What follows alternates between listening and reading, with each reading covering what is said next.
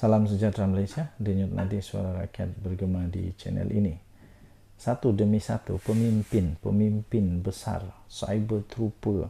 Ada yang memang sudah besar, nak main trooper lagi. Cyber trooper pun dia main, segala-gala lah dia main. Cikgu Bad pula sekarang. Sebelum itu saya nak kenal lah. Bagi anda yang tahu siapa Cikgu Bad, anda boleh komen. Dan adakah anda setuju kalau Cikgu Bad ini sebenarnya sudah memfitnah dan merosakkan nama baik Agung? Cikgu Bad akhirnya didakwa memfitnah, merosakkan nama baik Agung. Ahli Jawatan Kuasa Penerangan Bersatu, Badrul Hisham Saharin, atau lebih dikenali sebagai Cikgu Bad, mengaku tidak bersalah atas dua tuduhan memfitnah dan menghasut untuk merosakkan nama baik yang di Pertuan Agong. Yang sekarang dia coba fight ini adalah tentang di Pertuan Agong. Kamu rasa dia boleh menang kah? Adakah anda rasa Cikgu Bad boleh menang dalam kes melawan hasutan ini yang merosakkan nama baik yang di Pertuan Agong ini? Saya fikir tidak begitu mudah. Saya fikir lama-kelamaan Cikgu Bad ini masuk penjara juga.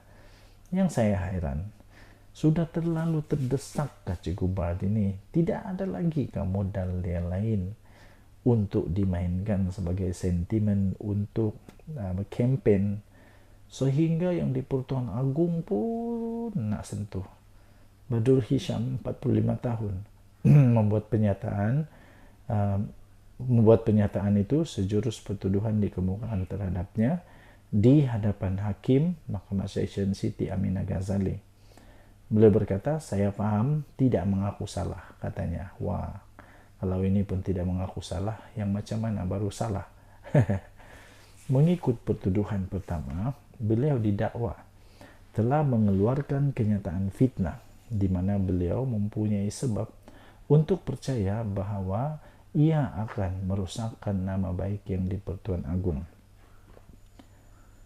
Kesalahan itu didakwa telah dilakukan di Istana Negara pada jam 6 petang 22 Januari lalu mengikut Seksyen 500 Kanun Kesiksaan KK yang membawa hukuman penjara hingga 2 tahun atau denda atau kedua-duanya sekali jika disabit kesalahan.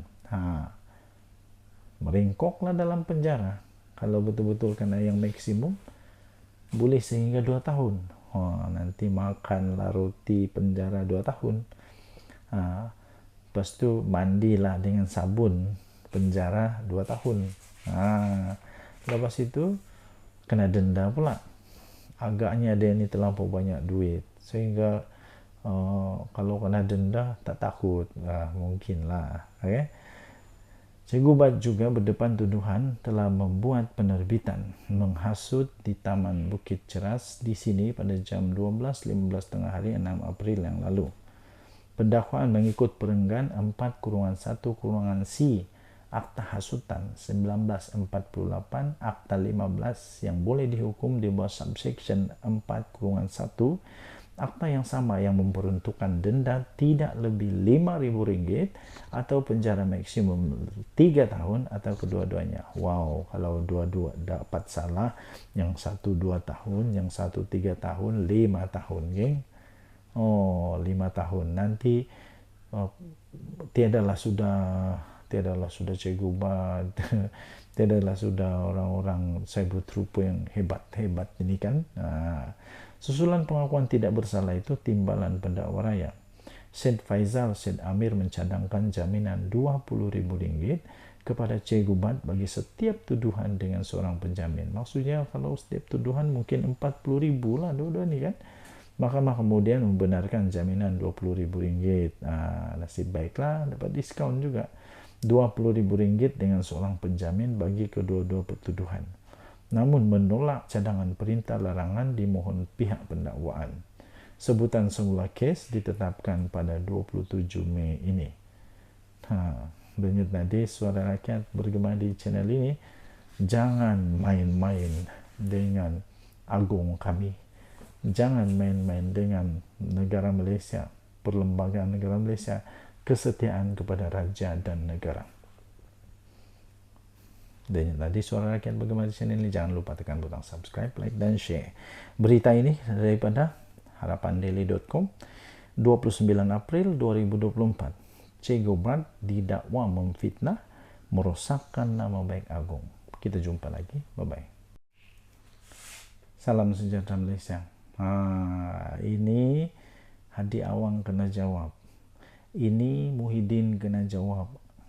Jadi sebelum itu, saya ingin bertanya kepada Anda, tuan-tuan dan puan-puan yang sungguh-sungguh bijaksana lagi arif. Persoalannya ialah, betulkah pas ini betul-betul mau menekankan tentang latar belakang pendidikan, atau ini hanya adalah satu politik murahan? Tahukah tidak, tuan-tuan dan puan-puan, ini satu pendedahan yang pasti membuat ramai pemimpin PAS akan jadi bisu, malu, dan tidak tahu lagi lah apa mau cakap lepas ini. Kenapa? Isu sekolah vernakular sebenarnya backfire kepada PN sendiri, terkena mata sendiri. Coba kenakan orang sendiri yang kena, tak malu sungguh.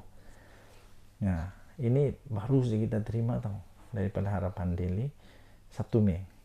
Bekas Ketua Pemuda PAS seperti biasa suka pusing-pusing alam. Pusing. Beliau mempersoalkan kenapa resume calon Cina di AP, di KKB tak letak sekolah rendah. Katanya nak sembunyi, sebab nak sembunyikanlah sekolah vernakular.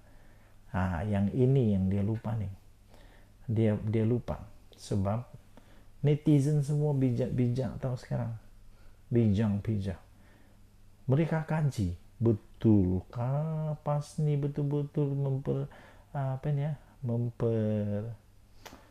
menekankan lah, betulkah PAS ni menekankan sungguh-sungguh resume calon-calon di Perikatan Nasional supaya tidak sembunyi sekolah vernakular mereka. Jadi penulis kepada artikel ini pun dia kata, saya pun kajilah resume calon-calon satu kolam dengan dia. Kajilah calon-calon yang satu kolam dengan PAS. Banyaknya tiada letak sekolah rendah pun. Seperti contoh dia, calon gerakan di mana? Di Tanjung Piai dan Kota Laksamana. Yang tu dia tak bising pula. Adakah mereka juga sekolah vernakular dan nak sembunyi? Ini saya sisipkan bagi Anda apa yang ditulis di dalam di dalam resume calon untuk Parti Gerakan. Daripada Parti Gerakan, nama dia siapa?